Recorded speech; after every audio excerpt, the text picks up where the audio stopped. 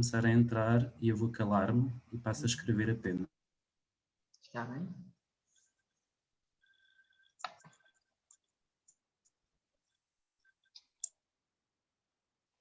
Já está a gravar?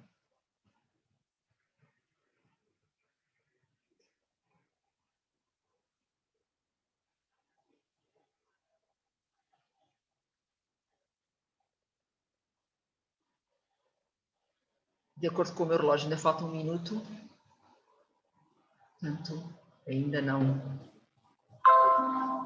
faço a saudação. Até isto é original, a pessoa não percebe muito bem quando é que tem que começar.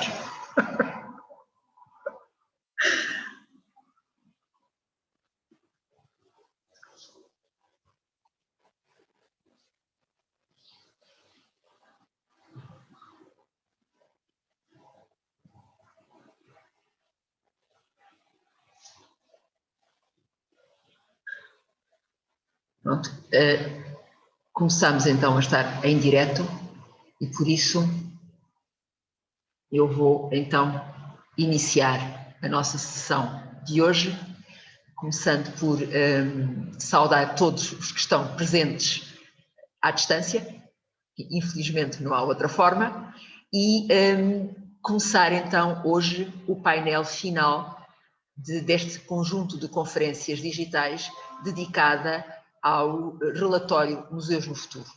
Ao longo das últimas 5 quartas-feiras tivemos aqui a possibilidade de falar os vários eixos que foram definidos pelo grupo de trabalho que esteve por trás deste relatório e terminamos hoje com o tema que consideramos ser o que de alguma forma reúne todos os outros, que é a questão da gestão de museus, palácios e monumentos. Nunca é demais salientar a importância de um relatório que veio fazer uma análise cuidada e com um conhecimento profundo daquilo que é a realidade dos museus e dos palácios e monumentos nacionais e saudar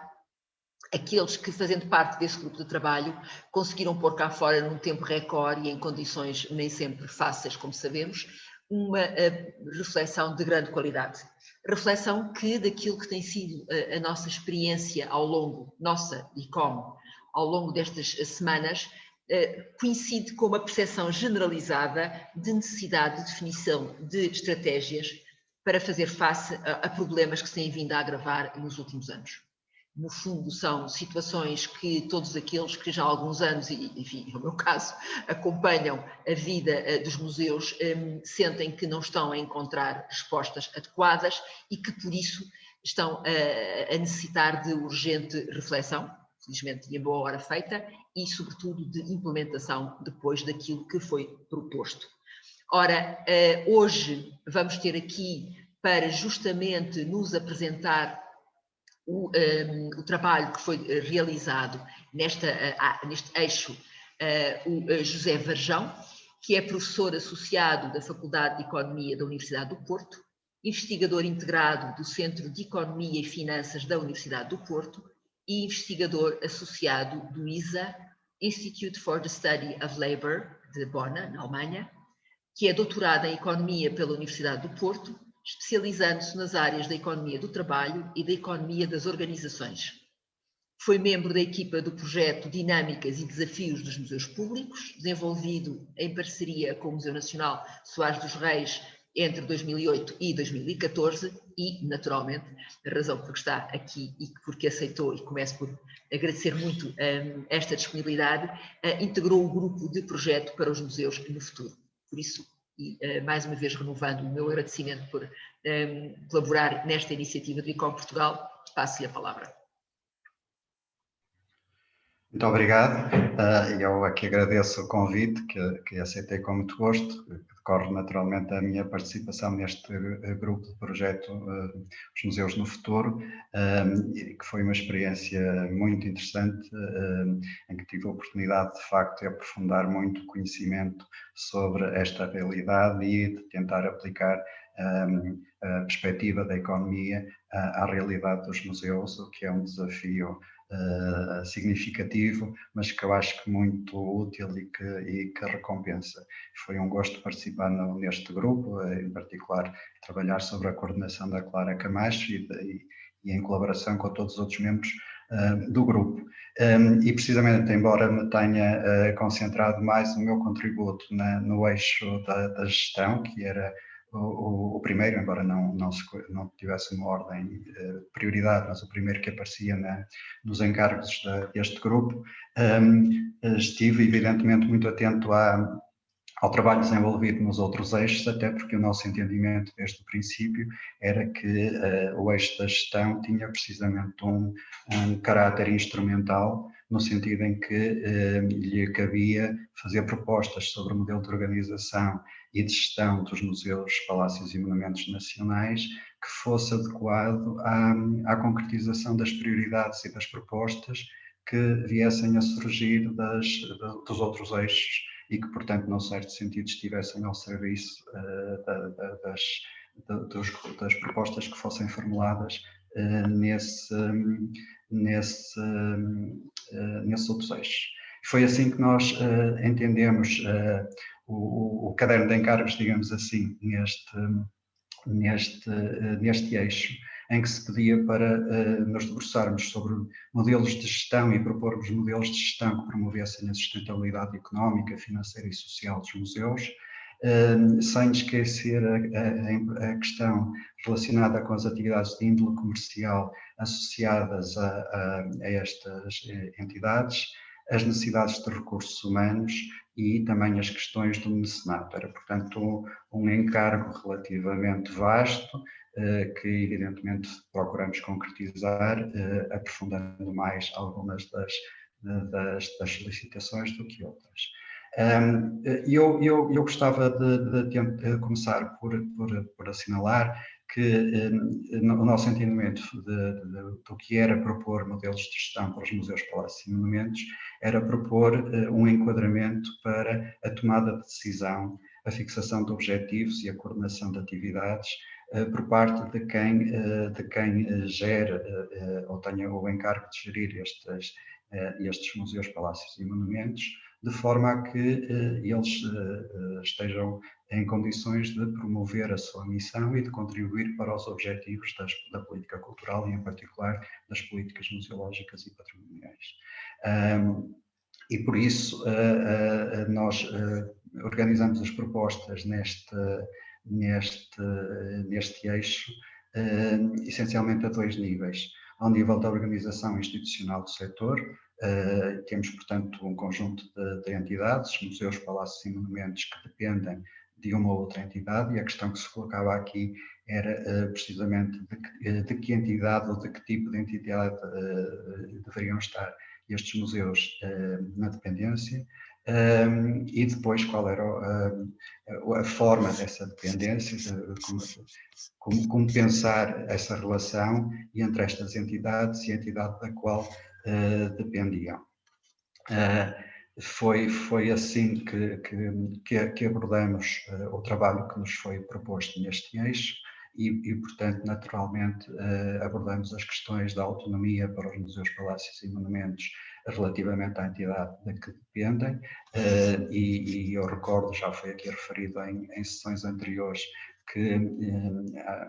ao longo do trabalho que nós desenvolvemos foi precisamente publicar o diploma da autonomia, que mudou consideravelmente também o quadro de partida,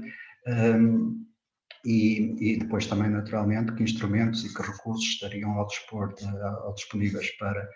estes museus, de forma a que no quadro de autonomia e no quadro institucional em que funcionassem, pudessem ser mobilizados para perseguir os fins que entendessem como adequados às suas circunstâncias. Foi, portanto, este o nosso ponto de partida e a nossa opção, se quiserem, quanto ao modo de abordar as solicitações que nos foram feitas. E, portanto, eu ia seguir, de alguma maneira, também na apresentação breve que iria fazer das propostas que resultaram do trabalho que desenvolvemos, também nesta lógica, começando por falar precisamente das propostas relativas ao quadro institucional e, portanto, também de orientação, se quisermos, estratégica para o conjunto do setor, portanto, museus, palácios e monumentos nacionais, e depois dos recursos necessários para desenvolver as atividades e concretizar as prioridades que o grupo identificou nos outros eixos. E aí organizaria as propostas que fazemos em três grupos. Propostas relativas ao financiamento, propostas relativas ao apoio à gestão e depois, finalmente, ainda que mais uma vez sem ordem de prioridade, as propostas relativas aos recursos humanos. Diria apenas que, como princípios subjacentes a todas estas propostas, eu penso que devo enfatizar dois. A primeira é uma opção de propor um modelo único para o conjunto dos museus, palácios e monumentos. Foi uma questão que consideramos, se deveríamos ter um modelo único ou se deveríamos ter modelos diferenciados. Nós optamos por propor um modelo único, dado o enquadramento deste conjunto, e estou a falar para já, em particular, nos museus, palácios e monumentos na dependência da Direção-Geral do Património Cultural, e também assumir a questão da autonomia ao nível dos museus, palácios e monumentos, portanto, mais uma vez, a autonomia que é estratégica, ainda que negociada, e, sobretudo, operacional. Isto eu penso que é importante deixar claro desde o princípio, por um motivo. A partir do momento em que nós assumimos que os museus, palácios e monumentos têm autonomia, nomeadamente estratégica, evidentemente que a natureza das propostas que vamos fazer tem que respeitar esse princípio e, portanto, tem que ser propostas que criem as condições para que essa autonomia seja assumida e exercida, que, evidentemente, definam prioridades e apontem caminhos, mas que deixem a cada museu, palácio e monumento, precisamente no exercício dessa autonomia, possam fazer escolhas diferenciadas e, portanto, não somos nós que nos substituímos a eles a definir propostas concretas em cada um dos eixos, incluindo a gestão. Passando então às propostas e começando pelas que dizem respeito ao quadro institucional, nós fazemos essencialmente três propostas. Uma de criar um instituto público no domínio da administração indireta do Estado, que se concentrasse toda a atividade que atualmente recai na DGPC relativamente à gestão dos museus, palácios e monumentos.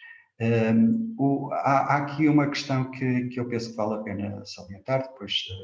poderemos discuti-la mais ou não, que tem que ver com o motivo porque se entende que uma entidade deste tipo é mais adequada à natureza das entidades que temos no seu âmbito e da atividade que exercem, que tem que ver, evidentemente, há uma questão de flexibilidade que é útil, mas não é esse o argumento principal. O argumento principal é precisamente de criar as condições institucionais para que parcerias e participação em redes variadas, que são claramente propostas e apontadas como caminhos desejáveis nos outros eixos do trabalho que desenvolvemos, possam ser concretizadas sem prescindir da participação de cada uma das entidades, museus, palácios e monumentos no conjunto. Naturalmente, esta é uma proposta que tem um horizonte de concretização que nunca seria imediato e que eventualmente fica um bocadinho mais prejudicado, pelo menos no imediato, com as circunstâncias que atualmente vivemos e o impacto que elas têm ao nível da atividade destes museus. Por outro lado,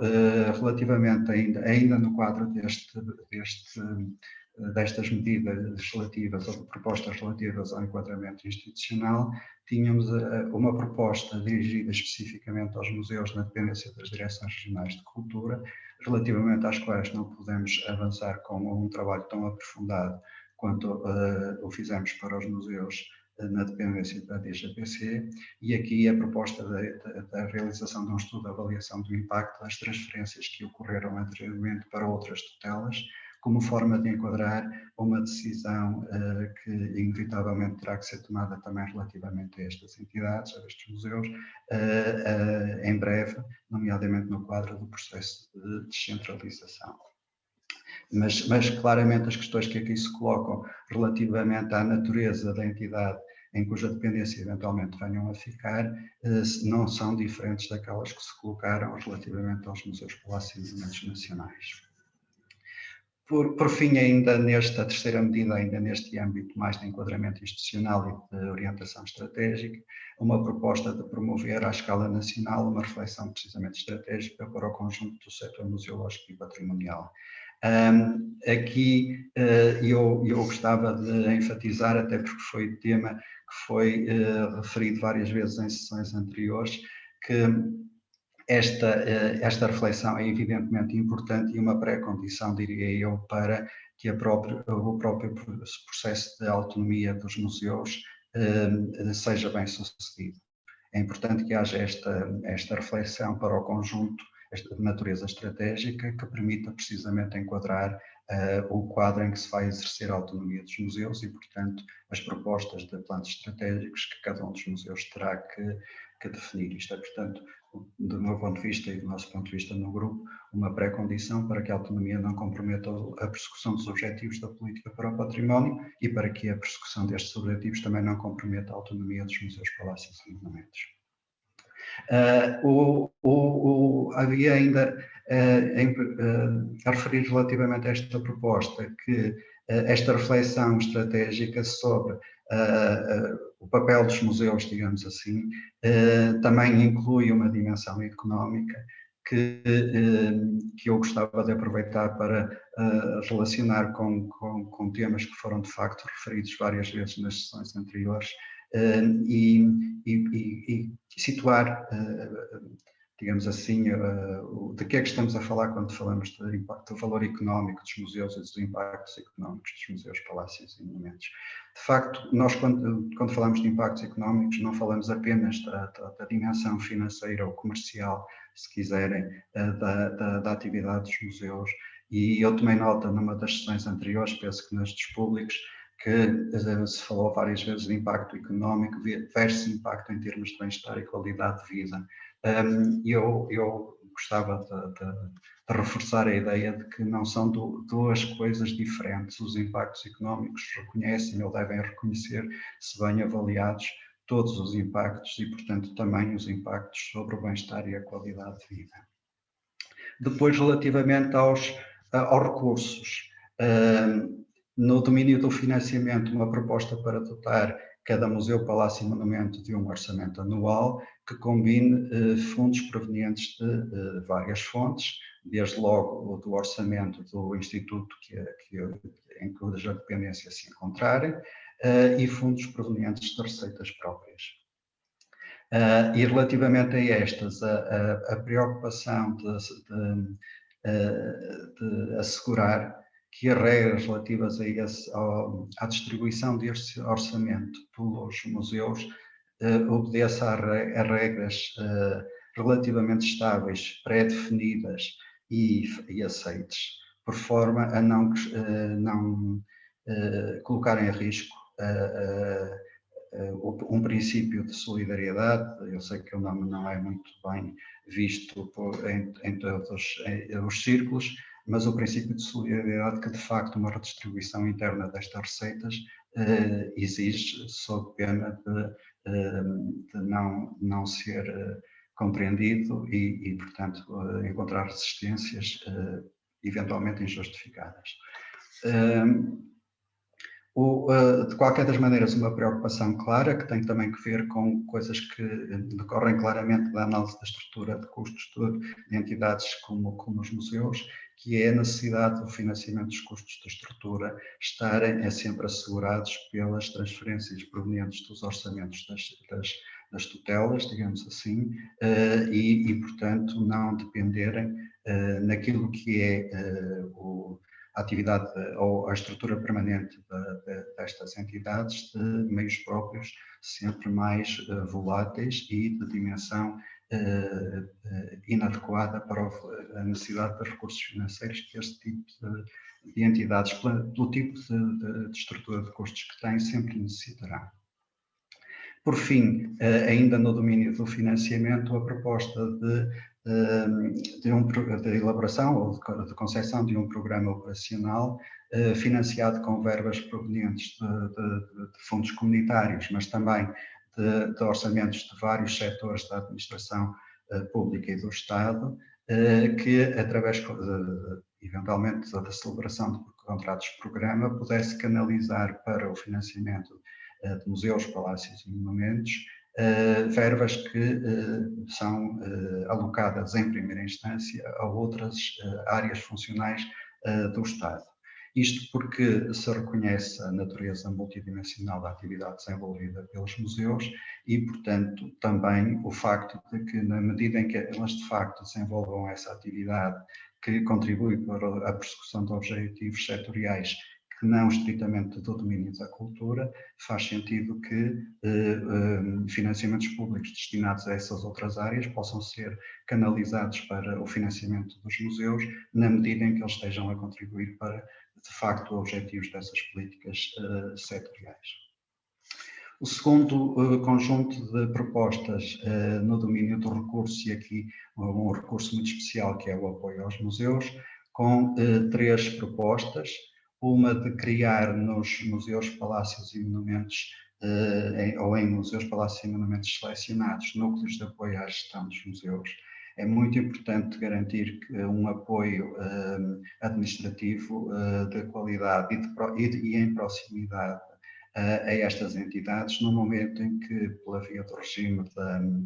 da autonomia, se vai atribuir responsabilidades acrescidas a quem tem que gerir estas entidades. E para que essa responsabilidade possa ser exercida corretamente, é necessário, evidentemente, um apoio técnico-administrativo na área da gestão e também um sistema integrado da informação de gestão, que é a segunda proposta neste domínio, que assegure de facto a segurança das decisões de gestão tomadas ao nível dos museus e, portanto, também a responsabilização de quem as toma. Finalmente, ainda no domínio do apoio à gestão, uma terceira proposta que dizia respeito à criação daquilo que nós chamamos grupos de consulta comunitária em cada museu, palácio ou monumento, de forma a viabilizar e a encorajar a participação e a colaboração ativa de pessoas, de públicos, de mecenas, portanto, pessoas que tenham um interesse justificado na atividade que os museus desenvolvem. Finalmente, o terceiro domínio de recursos que abordamos, um domínio, aliás, muito fonte de muita preocupação entre as direções dos museus, palácios e monumentos nacionais, a de recursos humanos. E aqui são 3 as propostas que fazemos. Por um lado, a de reconhecimento da natureza de entidades de investigação aos museus que tenham essa capacidade, museus, palácios ou monumentos, permitindo-lhes, por essa via, qualificarem-se como beneficiários de programas destinados ao Sistema Científico e Tecnológico Nacional. Por outro lado, a proposta de criação de um programa de emprego para jovens quadros técnicos qualificados nos museus, nas áreas disciplinares relacionadas com as coleções e as funções museológicas, mas também com as áreas da gestão e da comunicação. E, finalmente, a proposta de criação de mecanismos legais que permitam a contratação recorrente e por períodos curtos de trabalhadores para funções de vigilância em condições adequadas às necessidades dos museus, que têm, como se sabe, grande dificuldade em satisfazer as suas necessidades de recursos humanos com os instrumentos disponíveis, atento às características muito particulares destas funções. E, portanto, em geral, as nossas propostas, ou em síntese, as nossas propostas no eixo da gestão eram estas 10 que eu acabei de acrescentar, distribuídas por estas 4 sub-áreas da gestão dos museus. Muito obrigada. Obrigada pela exposição de tudo aquilo que vamos ter hoje aqui a ocasião, com certeza, de debater. Aliás, eu aproveito para pedir a todos os que nos estão a acompanhar para, ou no Zoom ou através do Facebook, se assim o entenderem, irem desde já colocando as suas questões, que naturalmente serão depois respondidas num segundo momento. Eu agora gostaria de chamar à conversa o Manuel Bairrão Oleiro, que é subejamente conhecido de todos nós. Apesar de tudo, vou fazer o exercício de ler uma pequena biografia. É licenciado em História pela Faculdade de Letras da Universidade de Lisboa, fez parte da equipa que criou o Museu Marítimo de Macau em 1987 e, regressado a Portugal, em 1992, integrou os quadros do Instituto Português de Museus, então dirigido por Simoneta Luz Afonso. Entre 97 e 2002, desempenhou funções de subdiretor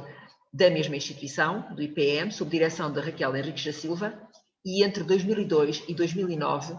assegurou sucessivamente a direção do IPM e do Instituto dos Museus e da Conservação, que o veio substituir. Desde 2016, desempenha funções como assessor para a área dos museus e monumentos da administração da EGEAC, Empresa Municipal de Lisboa, a quem cabe a gestão de diversos equipamentos culturais municipais. Manuel, por favor. Muito boa tarde a todos. Começo, obviamente, por agradecer à Maria de Jesus e à Comissão do ICOM o convite feito para participar nestas conferências e, aliás, queria também felicitar a Comissão do ICOM pela organização deste ciclo de conferências, que tem sido, de facto, muito interessante de ouvir, de participar, e creio que tem sido, enfim, muito estimulante ver que o relatório foi lido, suscita muitas questões, que é ótimo, e está a ser objeto de análise e, portanto, isso é muito positivo no campo museológico. Também não quero deixar de felicitar o grupo de trabalho dos Museus no Futuro, cuja coordenadora foi a Clara Camacho, pela qualidade e pelo interesse do relatório produzido. E para simplificar e por comodidade de expressão, quando eu me referir agora daqui para a frente a museus, estou a falar do conjunto museus, palácios e monumentos, portanto estou a utilizar a mesma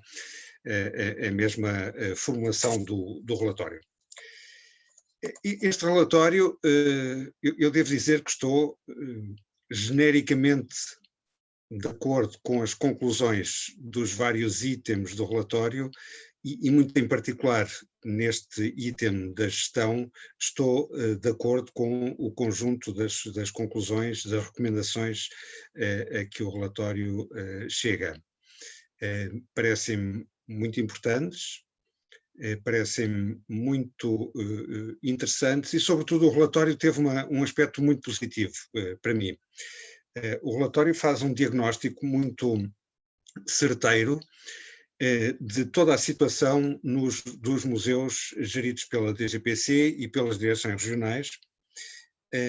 e as recomendações a que chega, se forem seguidas, como eu espero e provavelmente muitos de nós esperamos, essas recomendações contribuiriam seguramente para uma melhoria muito evidente das políticas públicas nesta área. Porque o conjunto diagnóstico e recomendações permite delinear com muita segurança e a partir de bases bastante sólidas uma visão estratégica para este setor, que tem, infelizmente, tem faltado e é muito necessária. Mas mais do que apenas o impacto que podem ter sobre os museus da DGPC e das direções regionais, Eu acho que o relatório tem, ou as recomendações do relatório, teriam efeitos multiplicadores no tecido museológico nacional. Isto é, elas não são apenas aplicáveis aos museus da DGPC e das direções regionais, mas muitas das recomendações são igualmente passíveis de ser entendidas e utilizáveis por museus de outras tutelas. Claro está que a grande pergunta que muitos de nós fazemos, todos nós, se calhar, é quando é que estas recomendações passarão à prática, deixarão de ser apenas recomendações e passarão a ser medidas a serem tomadas. Todos nós esperamos, ou muitos de nós esperamos, que esse tempo não seja muito longo e que, ainda que de forma faseada, naturalmente, ao longo do tempo, estas recomendações possam ser postas em prática. Aliás, devo dizer que algumas delas, nomeadamente, tal como o José Varjão já referiu, algumas das questões que estão enunciadas aqui no ponto da gestão já têm pequenos desenvolvimentos no diploma que, entretanto, saiu da gestão da autonomia de gestão dos museus. Por exemplo, a ideia de um orçamento próprio para cada museu está referido nesse diploma. Enfim, não está referido nesse diploma, mas eu creio que é incontornável para que esse diploma possa ter êxito, creio que é incontornável a existência de um sistema único integrado de gestão para o conjunto dos museus da DGPC e das direções regionais também, e portanto há algumas coisas que podem ser postas em prática, terão que ser postas em prática, digo eu, deverão ser postas em prática para que esse outro diploma possa ser de facto eficaz. E como esse outro diploma tem, aliás, um prazo que está previsto nele próprio de 2 anos, findos os quais é sujeito à avaliação e a propostas de melhoria, revisão, etc., no âmbito do Conselho Geral de Museus, enfim, acho que é inevitável e incontornável que algumas destas medidas passem a ser aplicadas a curto prazo. Mas eu gostaria, talvez, de começar um bocadinho uma apreciação de algumas das medidas que o José Varjão já enunciou, começando desde logo por aquela que não depende de mais ninguém. Como vimos, grande parte destas recomendações são dirigidas à tutela, seja a tutela a DGPC ou as direções regionais, ou seja a tutela governo. Mas há uma delas, nestas 10, há uma delas que é dirigida aos museus. Não é mais ninguém, ou seja, depende dos museus. Digamos assim, para facilitar as coisas. Não depende só dos museus, mas depende em grande parte dos museus. Que é a ideia de recomendar a existência de grupos de consulta comunitária. Ou seja, de alguma forma, se quisermos, conselhos consultivos dos museus que integrem representantes das áreas mais variadas, sociais, económicas, educativa, cultural, naturalmente, representantes da comunidade próxima, da comunidade envolvente, das comunidades com que o museu habitualmente trabalha e daquelas com quem pretende vir a trabalhar, envolvendo esses representantes das áreas variadíssimas, envolvendo de forma muito ativa essas pessoas, esses representantes na vida do museu. Ou seja, esta recomendação, eu diria que é particularmente importante neste momento em que nós estamos agora a atravessar, em que estamos todos de portas fechadas, coisa que ninguém gosta, estamos a dirigir-nos de forma digital aos nossos públicos, aos públicos a quem conseguimos chegar, mas de alguma forma, como todos nós também temos, ou muitos de nós têm a experiência, de quando as portas de um museu fecham, há sempre algum afastamento de públicos que depois demora algum tempo a recuperar. E o sentido de pertença que se pode conseguir através do envolvimento destas comunidades, destes representantes, na definição do que pode ser a orientação estratégica do museu, reforça o lugar do museu como um serviço orientado para o público. Permite pensar e ancorar a programação do museu em temas em que essas várias comunidades se revejam. Não é pensar a programação à medida apenas do que a comunidade pretende, mas é pensar também a programação do museu de forma a que possa responder a públicos diferenciados. E, portanto, traz para dentro do museu contributos que habitualmente o museu não vai buscar, traz para dentro do museu possivelmente contributos que são diferentes daqueles que são aportados habitualmente pela sua equipa. Isto é, as equipas dos museus têm, em alguns casos, pessoas muito qualificadas, técnicos muito qualificados, mas, por vezes, ao fim de algum tempo, estão a pensar dentro da sua bolha de interesses e têm alguma dificuldade em passar para fora ou em incorporar visões de fora. Claro está que a existência de grupos consultivos, conselhos consultivos, nem sempre é fácil, pode ser desafiante para os museus, porque coloca novas exigências, claro, obriga, como já referi, o museu a pensar-se em função de olhares externos também. De alguma forma, para utilizar um chavão habitual, obriga o museu a sair da sua zona de conforto, o que me parece que é positivo e é, portanto, uma recomendação que pode ser bastante rapidamente e facilmente implementada em qualquer museu de qualquer tutela, em qualquer parte do país. Depois, dois dos aspectos que o José Varjão assinalou no que diz respeito aos recursos humanos parecem particularmente interessantes e também potencialmente beneficiam museus que não fazem parte do universo restrito das IGPC e das DRCs. Se vier a ser criado um programa de emprego para jovens licenciados em várias áreas, não é apenas, como o Varjão referiu, não apenas nas áreas das coleções, mas abrangendo novas áreas de que os museus necessitam, e aqui refiro que estou a falar de museus, monumentos e palácios, ou seja, há muitas áreas da arquitetura, à engenharia, se quisermos, à arquitetura paisagística, à gestão, naturalmente, à comunicação, à informática, etc. Se houver um programa que possa ir buscar jovens licenciados para trabalharem nas diferentes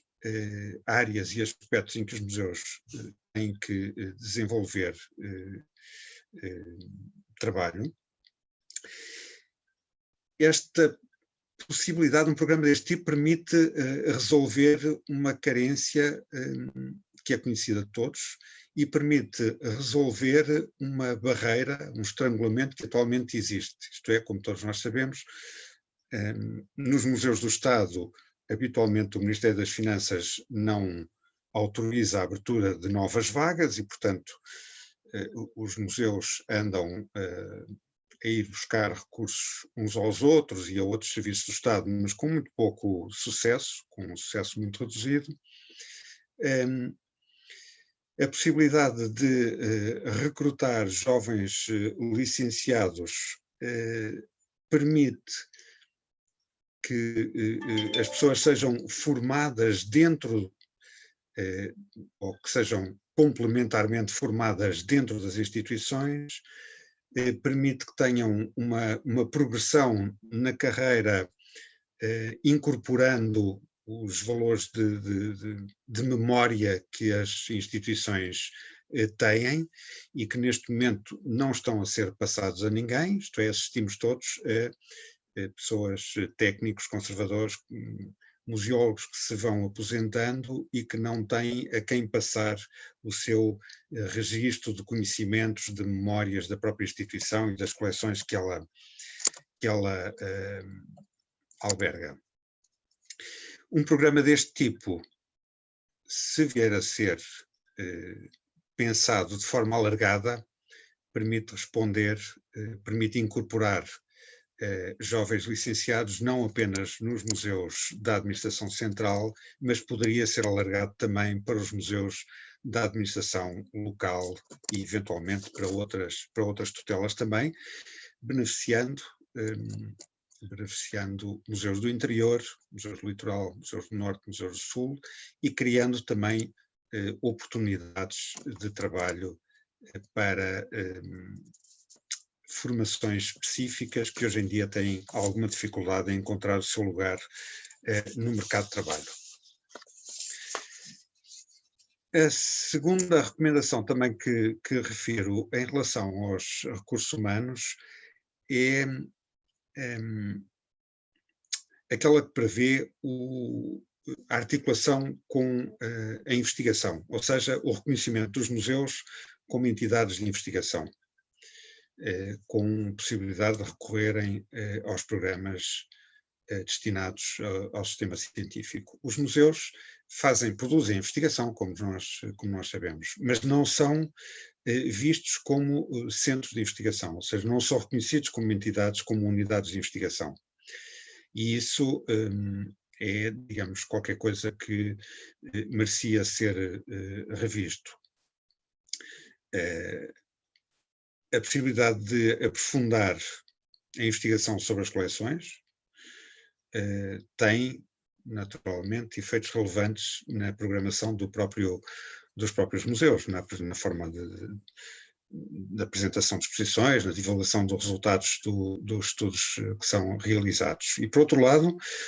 o cruzamento de conhecimentos entre os museus, a academia, os laboratórios, os centros de investigação,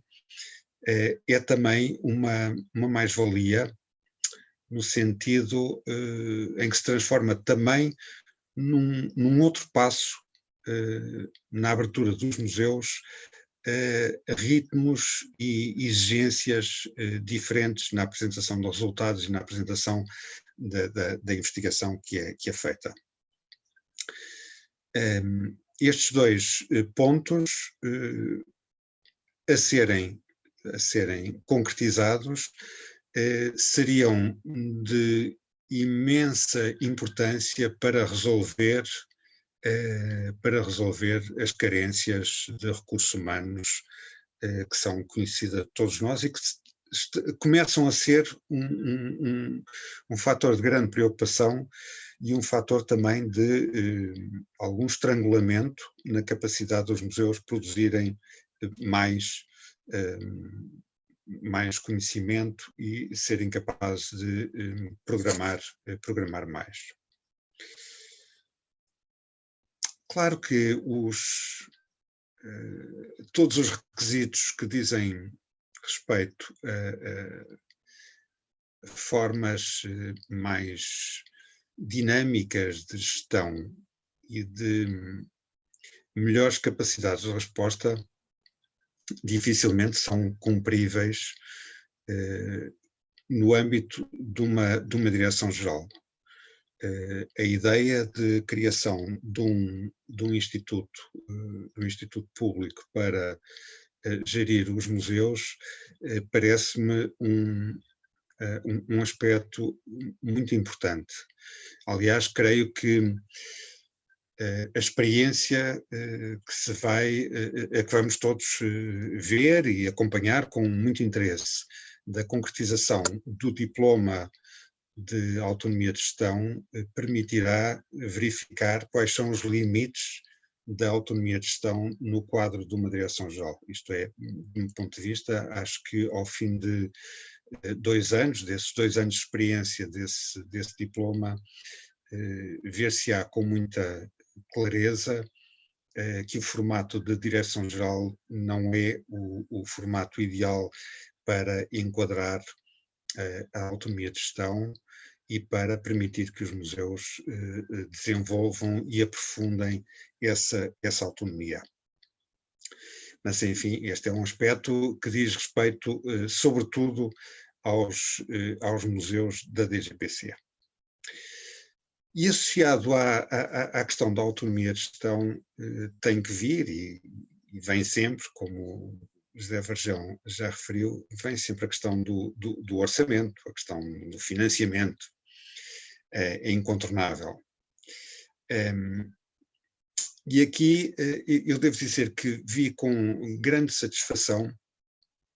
a recomendação que aponta para a possibilidade de criação de um programa operacional, de um programa integrado para os museus, palácios e monumentos. Eu próprio, como muitos dos que estão aqui a assistir ou participam de várias formas nestas conversas, lembramos-nos ainda do impacto que teve a existência do Programa Operacional da Cultura, financiado com dinheiros comunitários,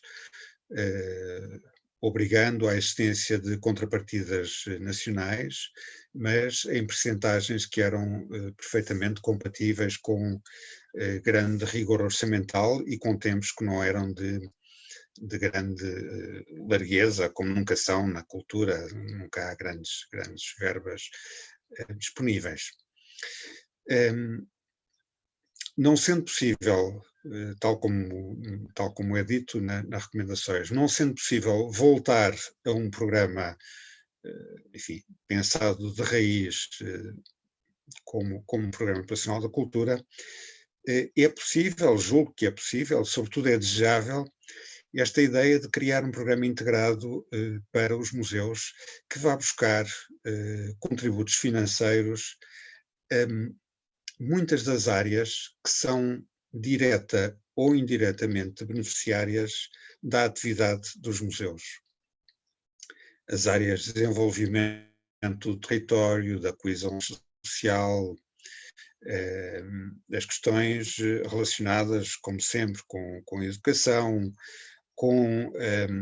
a investigação científica, a promoção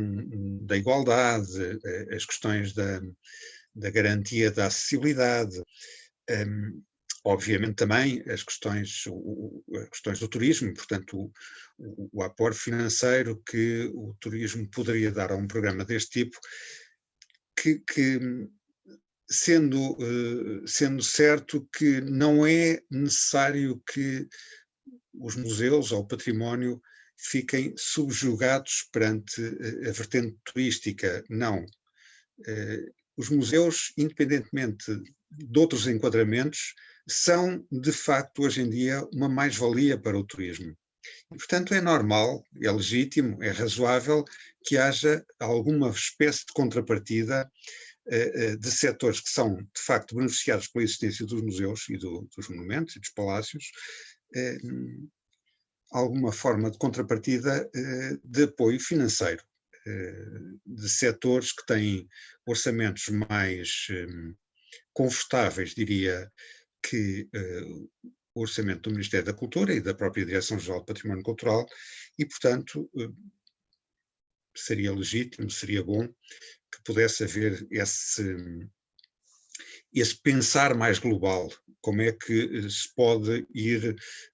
encontrar financiamentos integrados para desenvolver um programa deste tipo.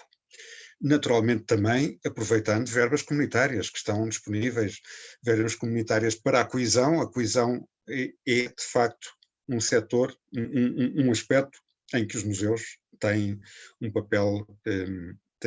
importante. Sendo previsível, muito previsível, não é preciso ser adivinho, para perceber que os próximos anos, os próximos anos, vão ser fortemente condicionados em matéria de disponibilidades orçamentais, consequências da pandemia, todo o esforço de apoios mais variados, sociais, enfim, os apoios mais variados que o Governo tem estado a atribuir a setores diversos. Naturalmente, os orçamentos não estão disponíveis para tudo e enfim, é perfeitamente compreensível percebermos que os orçamentos vão ser difíceis. Acho que era importante que este ponto, que esta recomendação tivesse digamos, um carinho especial e uma urgência especial na sua concretização. É uma forma que me parece muito inteligente, muito rápida, de poder vir a dar frutos e de poder a vir criar condições para que os museus, e novamente digo, não apenas os museus da DGPC, porque acho que um programa deste tipo deve ser aberto a candidaturas, deve ser aberto a processos de concurso que possam beneficiar os museus de várias tutelas, de outras tutelas, desejavelmente os museus da Rede Portuguesa de Museus, como acontecia no Programa Operacional da Cultura, ou seja, museus que são considerados como museus credenciados, museus qualificados, para poderem beneficiar destes apoios financeiros alargados. Enfim, em traços gerais, era isto que eu queria sublinhar das recomendações, era isto que eu queria deixar como resultado da leitura muito interessada e muito atenta que fiz a este relatório, e fico-me por aqui, ficando obviamente à disposição para qualquer pergunta ou qualquer questão que queiram levantar. Muito obrigada por uma série de questões muito estimulantes, mas não cabe a mim fazer perguntas, cabe-me passar a palavra aos que nos estão a seguir, e eu começaria talvez pela Ana Cristina Farinha, que nos pergunta se ao longo, e é direcionada ao José Manuel Varjão, dirigida, se durante o período de reflexão e de preparação deste relatório, os museus, palácios e monumentos foram encarados como recursos estratégicos do país, e se essa percepção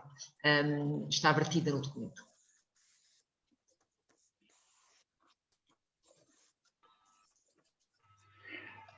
Não sei se está escrito dessa forma, mas foi essa a forma que o grupo entendeu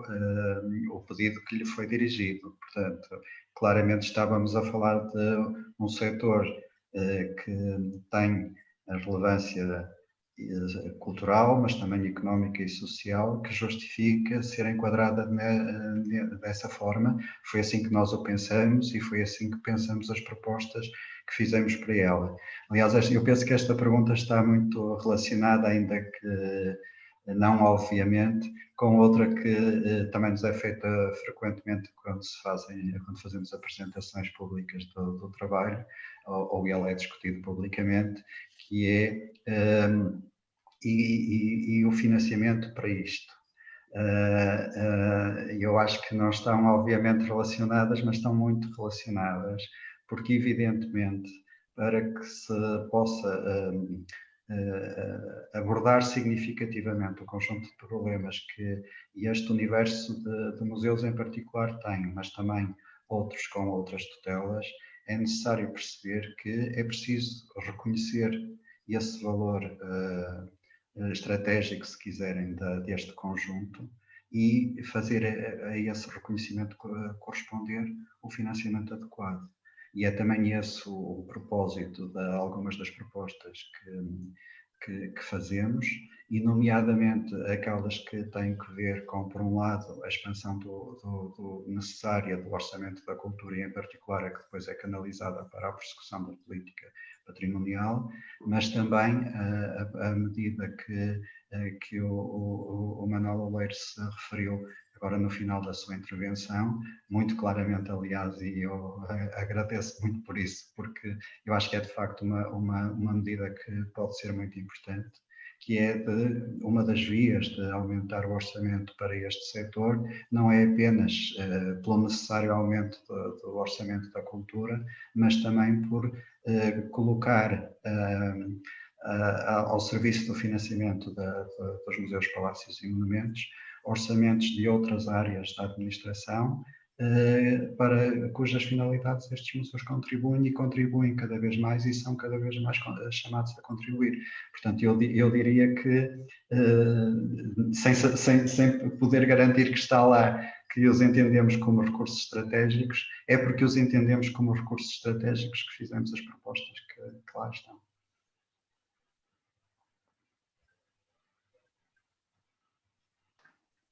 Não sei se, Manuel, queres acrescentar alguma coisa? Não, eu acho que o José Varjão já respondeu tudo aquilo que era possível responder, estou inteiramente de acordo com ele. Ainda dentro desta questão da gestão, naturalmente, falam-nos aqui de um tema que eventualmente terá sido menos abordado, foi falado muito por alto, que é a questão dos recursos endógenos dos museus.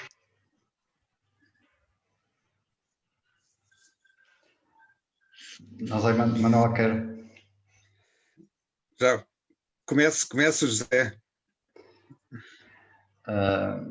Pois, essa já é uma pergunta mais difícil.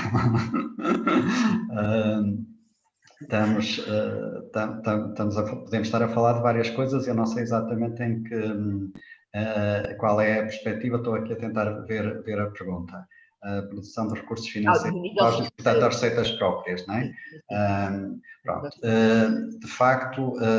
há essa dimensão adicional de financiamento que vem das atividades geradoras de receita que os próprios museus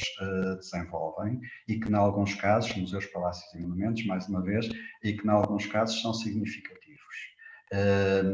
E, portanto, aquilo que nós, de qualquer das formas, chamamos a atenção relativamente ao financiamento por esta via, é que ela deve ser um financiamento adicional relativamente ao financiamento de base e esse deve ser suficiente para garantir o financiamento da estrutura. Não podemos estar a financiar aquilo que é permanente com, pelo menos enquanto a magnitude e as fontes de receitas próprias forem da ordem de grandeza e com a natureza que lhes conhecemos atualmente, não é adequado sob a pena de se colocar em risco a estabilidade financeira do setor e, portanto, a sua sustentabilidade, estar a financiar a estrutura com este tipo de receitas. Este tipo de receitas devia ser destinado a atividade adicional, eventualmente programação e outro tipo de atividades e apostas até diferenciadoras entre museus, que cada um possa querer fazer no quadro do seu próprio plano estratégico previsto no regime de autonomia, como sabemos. E, portanto, claramente uma fonte importante, claramente também uma das fontes que possivelmente vai estar mais em questão nos próximos tempos, em virtude da situação que vivemos, mas com esse caráter complementar, porque precisamente o peso dos custos fixos na estrutura de custos de entidades como os museus exigem uma forma de financiamento mais estável, que não poderá estar assente, na nossa opinião, sobretudo, e nunca exclusivamente, evidentemente, neste tipo de receitas.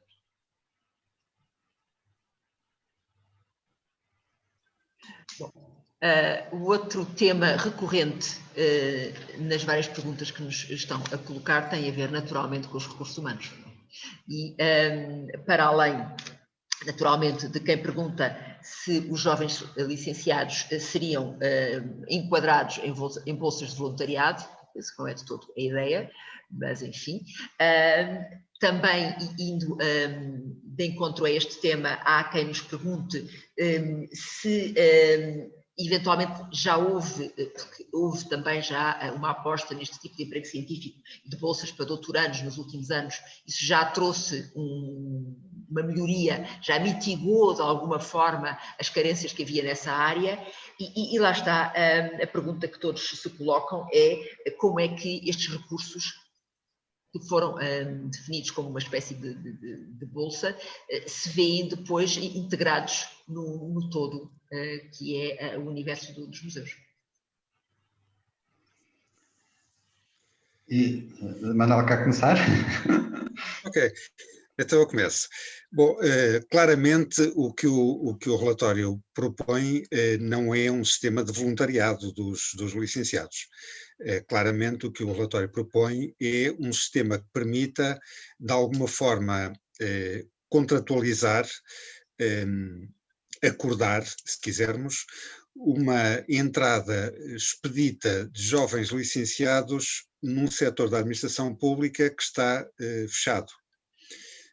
Não tem havido, nos últimos anos, não tem havido as chamadas cotas de descongelamento que permitem que novas pessoas sem vínculo à administração pública ingressem nos museus do Estado, e esta medida o que propõe é exatamente uma agilização de mecanismos no sentido de, em áreas específicas identificadas como áreas de carência para os museus, e não são apenas as áreas tradicionais da história da arte, da arqueologia, etc., mas noutras áreas em que os museus identifiquem necessidades mais habituais, mais recentes, se quisermos, e que fogem do habitual, como seja a questão da comunicação, ou a questão da informática, ou a questão de comunicação digital, por aí fora, conservação, etc. Áreas em que os museus têm menos recursos humanos, mas têm idênticas carências.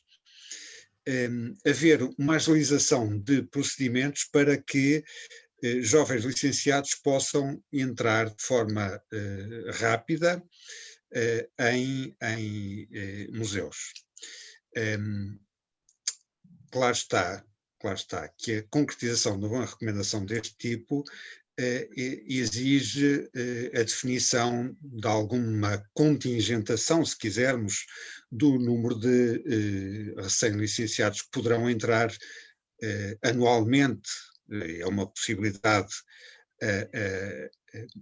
a definir anualmente uma cota de entrada de pessoas com especializações diversas. E esse programa estará ativo durante 2 ou 3 anos, ou ser aberto de 3 em 3 anos, ou de 4 em 4. Enfim, é uma forma de encontrar soluções para um problema que é real e que se tem vindo a agravar. Portanto, não é todo voluntariado, é a entrada no universo dos museus de jovens licenciados com formações necessárias para que os museus consigam desempenhar bem as suas funções.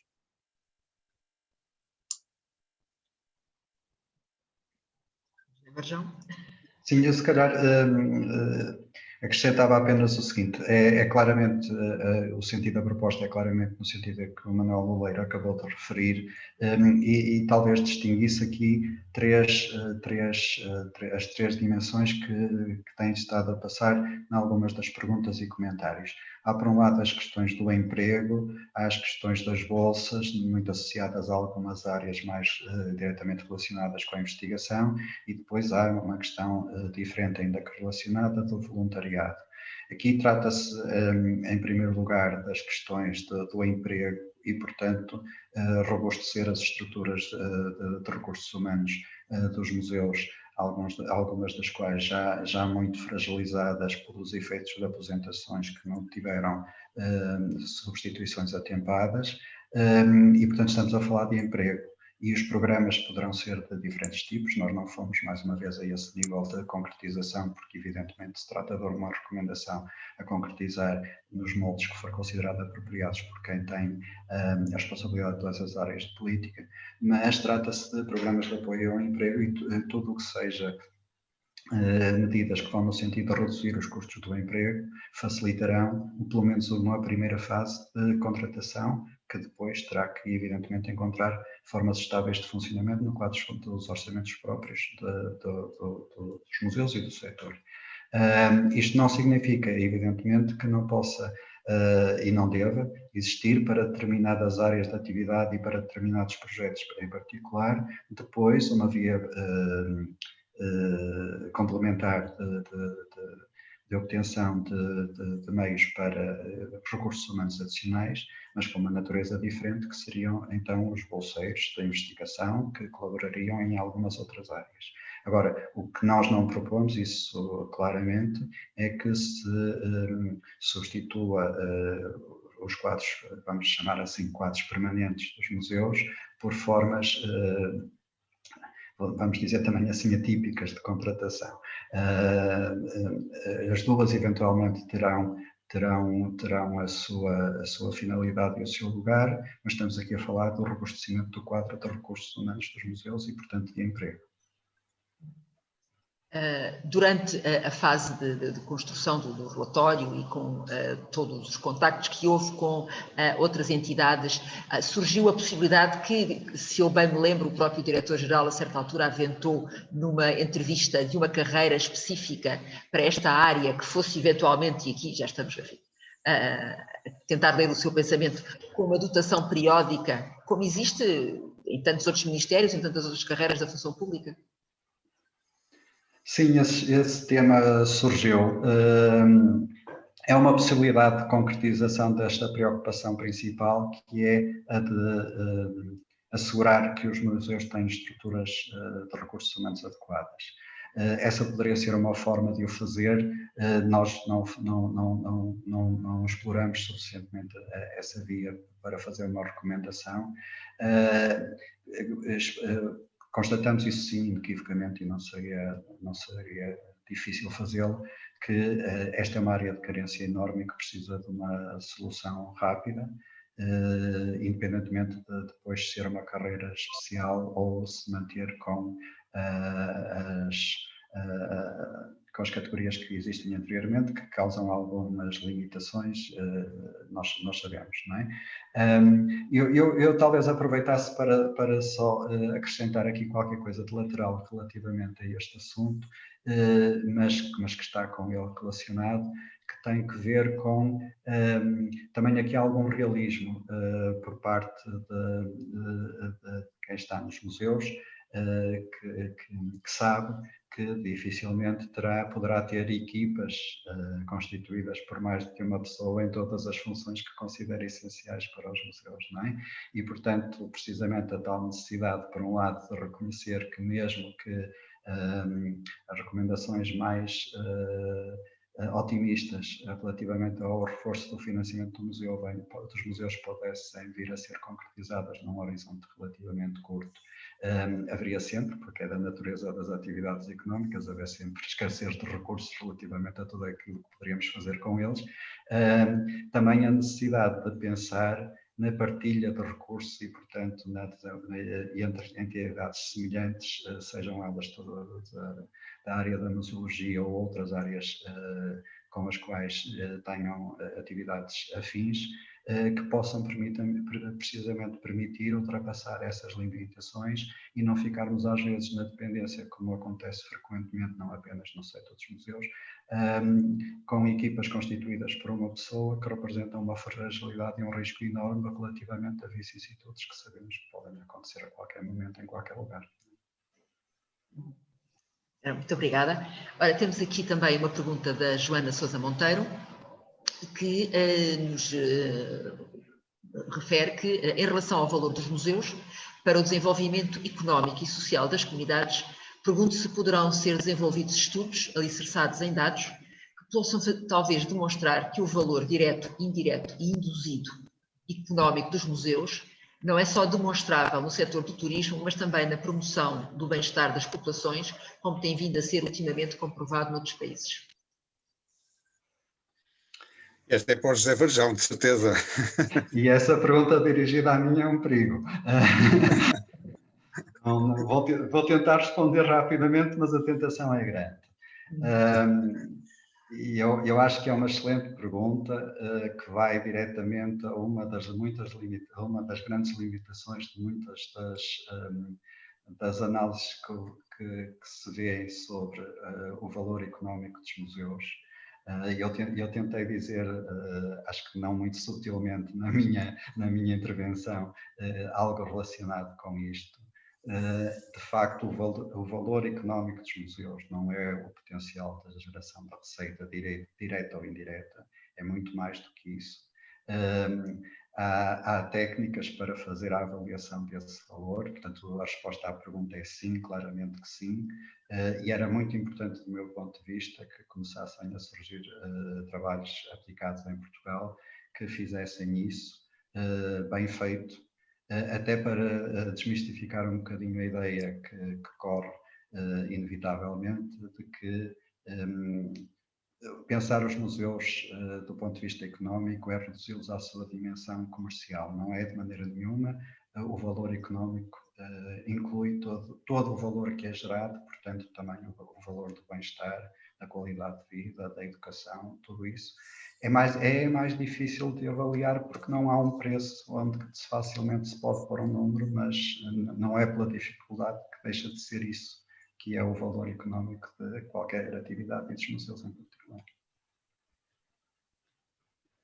Muito obrigada. Manuel? Apesar de ter nada a acrescentar. Era bem-vindo, Manuel. O André Dores faz aqui a pergunta que nós não gostaríamos de fazer, mas que apesar de tudo se impõe.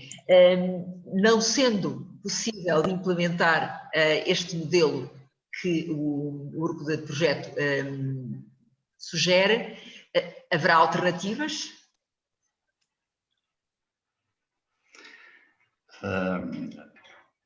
Penso que estaremos a falar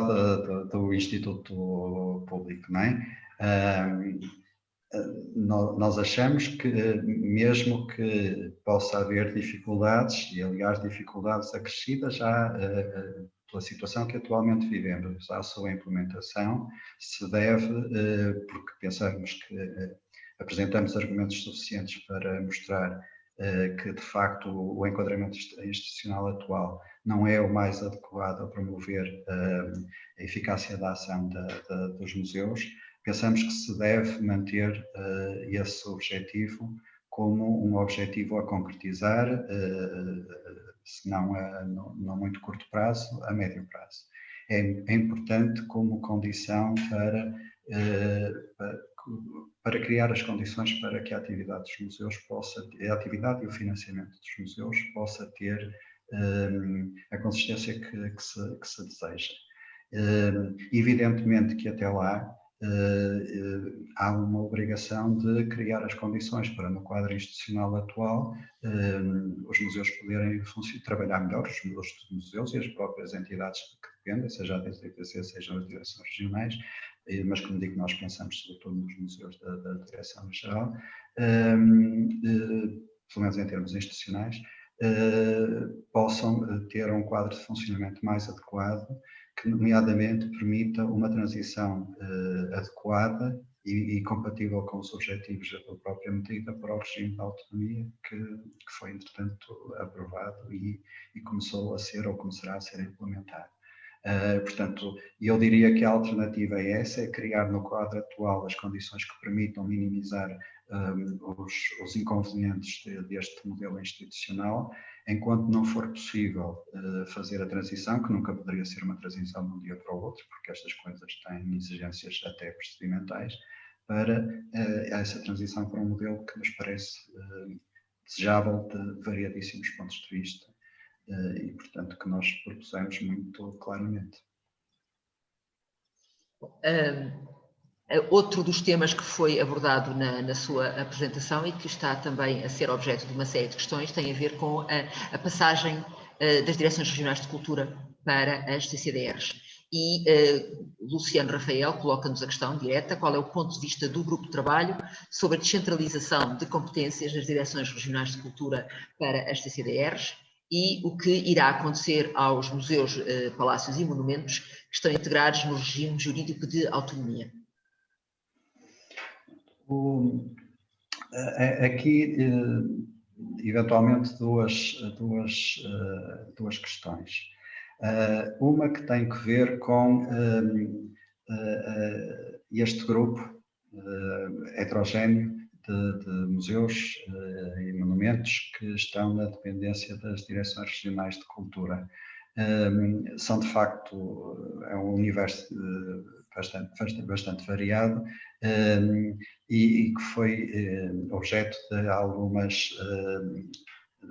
movimentações, digamos assim, em termos de enquadramento institucional nos últimos anos. Aquilo que nós consideramos é que é especialmente importante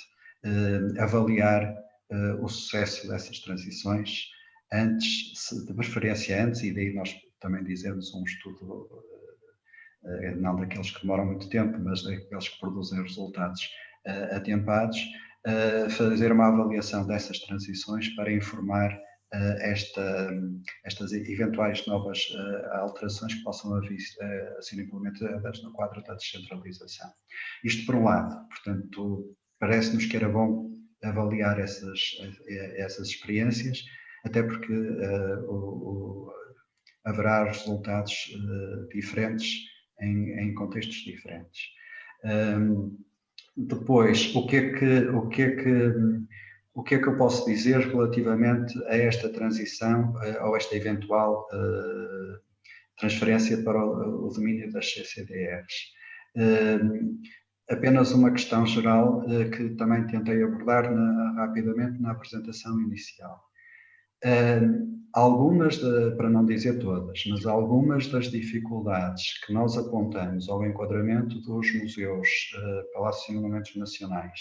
que estão, portanto, atualmente na dependência da DGPC, pelo facto de estarem na dependência da DGPC, tem a ver com uma questão que o Manuel Loureiro também explicou muito bem e que tem a ver com o facto de se colocar no domínio de uma direção-geral, portanto, de um organismo da administração central, direta, portanto.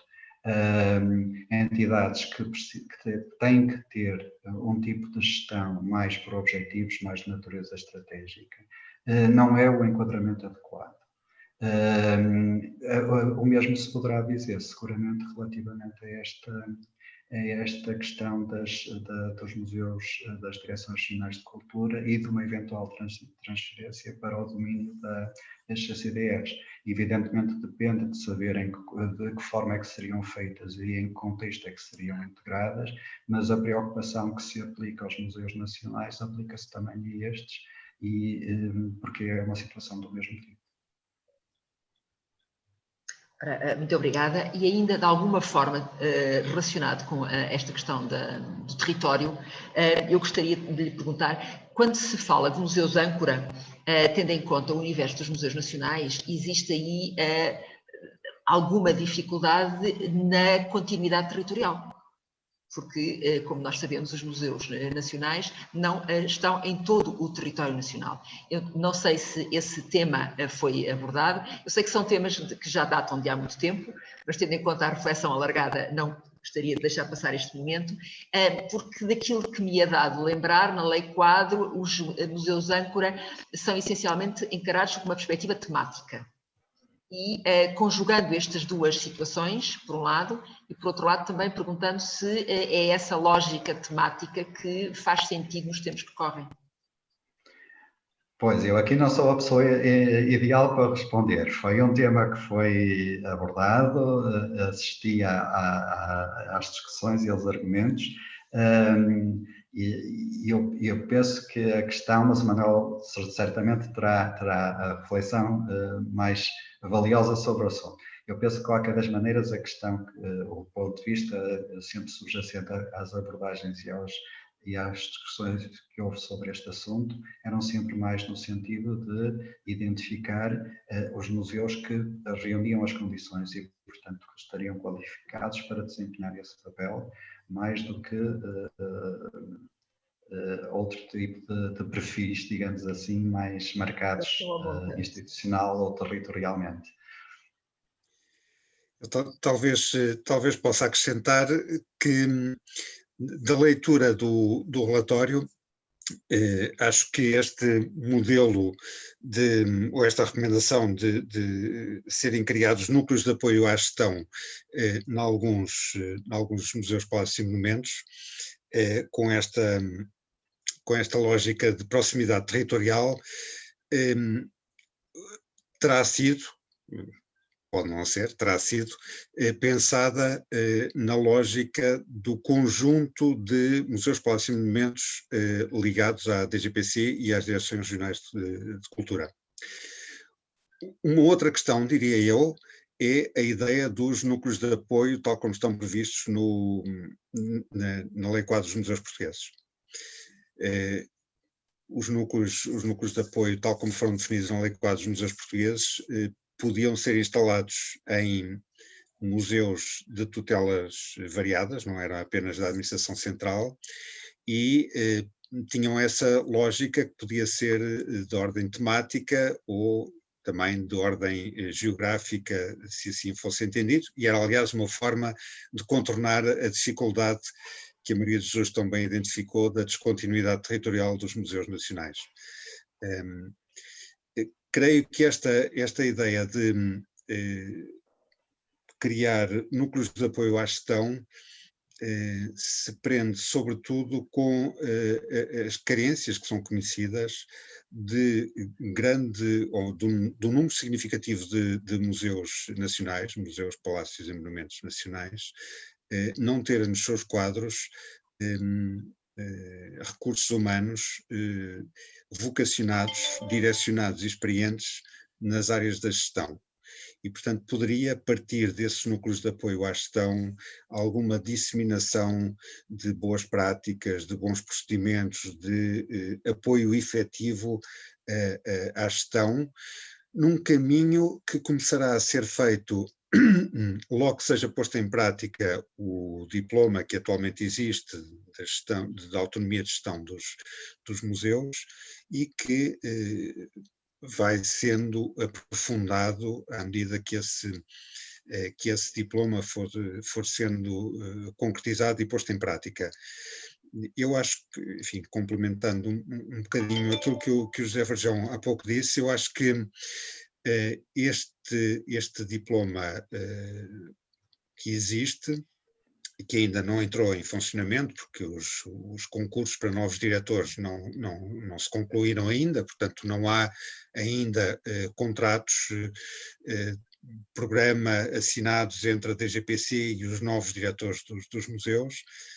Esses contratos é que marcarão de alguma forma o início da autonomia de gestão. Mas a partir do momento em que essa autonomia de gestão se comece a concretizar, vai permitir identificar as lacunas que existem, quer de um lado, quer do outro, quer do lado da tutela, quer do lado do próprio museu, e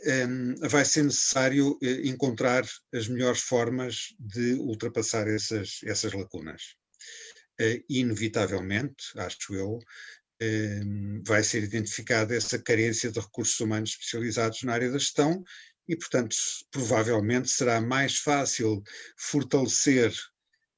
pontualmente 1, 2, 3, 4 museus que possam constituir os tais núcleos de apoio à gestão do que estar de imediato a fortalecer todos os museus com recursos humanos qualificados para a área da gestão. Esta medida, diria eu, não põe em causa aquilo que a Lei Quadro dos Museus prevê dos núcleos de apoio a museus. Eu não sei se posso complementar, porque eu tinha entendido a pergunta, mas no sentido dos núcleos previstos na Lei Quadro. Estes, de facto, são um bocadinho diferentes, porque são estritamente no apoio à gestão local dos museus e, portanto, há necessidade dessa capacidade técnica de apoio aos diretores dos museus, que vão ter uma responsabilidade acrescida e num domínio da atividade que é complexo e cuja complexidade, aliás, é crescida pela alteração frequente do quadro regulamentar que se aplica a domínios importantes da gestão, como são, por exemplo, as compras, e onde há responsabilidades importantes. E, portanto, aqui é mesmo uma questão de proximidade e é um alerta de que não é eventualmente uma solução ter um núcleo grande e robusto, embora nós agora estamos todos a aprender a trabalhar com estes meios, mas também é preciso que os meios existam. Não é uma solução indiferente ter estes núcleos centralizados num local do país, seja ele qual for, ou ter espalhados territorialmente, ainda que sabendo dessas dificuldades, mas com uma proximidade mais praticável, digamos assim. E aí, de facto, como o Manuel Oleiro referiu, em primeiro lugar, porque é necessário também associarmos a estes núcleos museus que tenham um enquadramento administrativo semelhante. Aí, em primeiro lugar, estávamos, de facto, a pensar nos museus da tutela do Ministério da Cultura, independentemente de serem de AGPCs ou DRCs.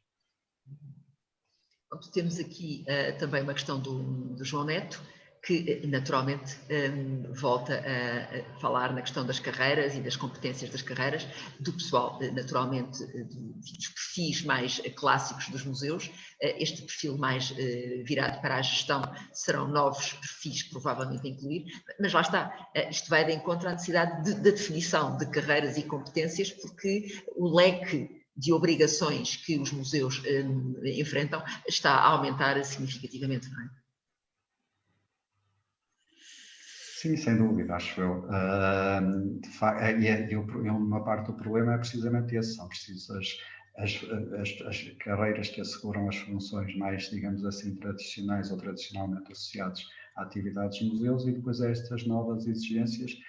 algumas delas que correspondem também a alteração da própria percepção no domínio da museologia, e outras funções mais no domínio da gestão, ou outras ainda. Portanto, eu isso penso que sim, mas não foi um domínio em que nós tivéssemos entrado em detalhe, porque precisamente já o terreno já era vasto o suficiente, e aqui é mesmo uma questão de grande detalhe, por importante que a questão seja, e é evidentemente. Manel? De alguma forma aí o caminho vai ser longo, diria eu. As carreiras, e as carreiras mesmo da administração pública têm sido sistematicamente concentradas em designações genéricas. Hoje em dia não existe uma carreira de conservador de museu, se quisermos, ou de conservador restaurador. O que existe é uma carreira de técnico superior na administração pública. Aos museus competirá, acho eu, à medida que for possível, voltarem a colocar em cima da mesa, mas não sei com que grau de êxito, voltar a colocar em cima da mesa a vantagem e a oportunidade de terem algumas carreiras diferenciadas. Mas até que isso aconteça, o importante na verdade, é definir muito bem quais são os perfis funcionais que importam e que interessam em cada momento a cada museu para desenvolver as suas atividades. E esse é o caminho possível a curto prazo. A médio prazo, enfim, será possível.